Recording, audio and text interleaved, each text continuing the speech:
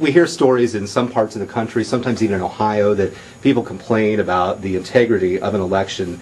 Are you confident, should I be confident as a voter in Summit County, that this election in November is good, fair, solid, no problems?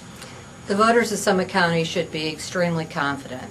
We are our best security system by ourselves. We have cameras in just about every department. We also do nothing without a Democrat and a Republican. We have limited access to certain areas to only certain people, and I just don't think you can get much better than that. Okay. When we talk about that, that's primarily your job responsibility, you and Brian Williams, right? Correct. Is to make sure that those things happen. Correct. Now tell me this, what does it take to be a Board of Elections director? I mean, what kind of qualifications do you have that assure us that you've been doing this and will continue to do it? Well, I've been doing it for 3 years, two and a half years as deputy director, and the last 6 months as director. And the first thing is that we have to follow election law, which is the Ohio Revised Code, Title 35, and we also have to implement all directives from the Secretary of State. And that's our first and foremost. Secondly, we have to oversee all the operations of the board in all the different departments. I think knowing your staff is one of the biggest things, because you know what their strengths and what their weaknesses are. And the last thing, I think it's important, I have an open door policy. I'm available to all staff at any time, because their tensions do tend to flare, especially during an election. So if people need to vent, whatever it is, I'm available, and I think that's important. So did you kind of come up through the ranks to the deputy and director positions here? I did not. I was a bailiff for 9 years.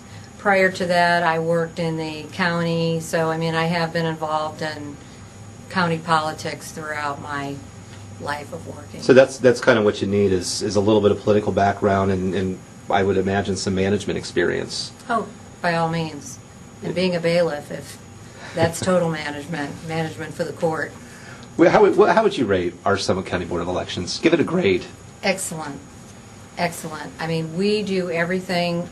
We implement every directive explicitly. I mean, whatever is in there, we take it to the nines. I mean, I know some counties, from what just feedback, different things that we have to get done take us a long time to get them done, because we are doing them A, B, C, and D. Other counties seem to fly through them, and that can only tell me that possibly they are not doing exactly as we are.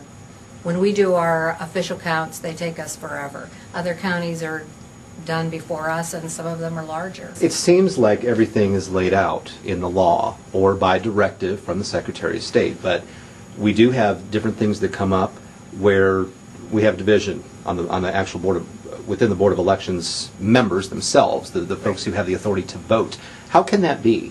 If it's a law, then how is it that you can really... It's a law, and I guess it's different interpretations by different board members, and if they disagree, comes up in a meeting, and on several occasions we have had tie votes over different issues, and then those tie votes will go down to the Secretary of State, and she is considered the 5th board member and will break the tie. Mm-hmm. Okay. You know, when Wayne Jones was in, he told me that his management style is to not micromanage. He said, I'll give you the keys to the car, you go drive it, don't wreck it.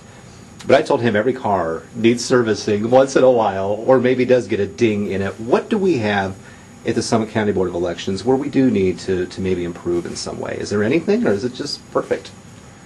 I think it runs very smoothly, and the board is very involved. I mean, they give us the keys, but they're right there following us in the car behind us. So they do have a lot of input, and we are in contact with them daily, keeping them abreast of what's going on, getting their opinion, how they want us to, handle a certain situation. So they are involved. Well, I guess I'm kind of curious then that if they're not into micromanaging, and you get the directives from the state, why do we even need input from the board members on such a frequent basis? I mean, what do they have to tell you that you can't just do on your own? Well, we do it on our own. We just keep them involved and we keep them abreast so that they know what's going on at the board. Okay. And you and Wayne have both said, basically, we don't have any problems. And I told Wayne I was surprised to hear it. Not because I could name problems so much as who wants to go out on that limb and say, yeah, we're perfect. Because you know somebody's going to try to break that limb. But you agree with him. Well, no one is perfect, but I think we're darn close. And we just follow everything to the T. And again, because there are two political parties, there is going to be friction, and I think we handle that the best we can, which always seems to end up on the plus side, and I don't see that we have any problems. Do you feel that when we talk about political tensions, do you feel that at the Board of Elections, the employees there, and you employ how many people about? On a non-election time, it's 42, 43, 44, something like that. Okay. Do you think that we have the best employees for the positions other than their party affiliation? Because if you're not associated with the party, you're really not going to get the job, right? That's right. I mean, we are appointed by the party, and we do have excellent people. I mean, our people are so dedicated.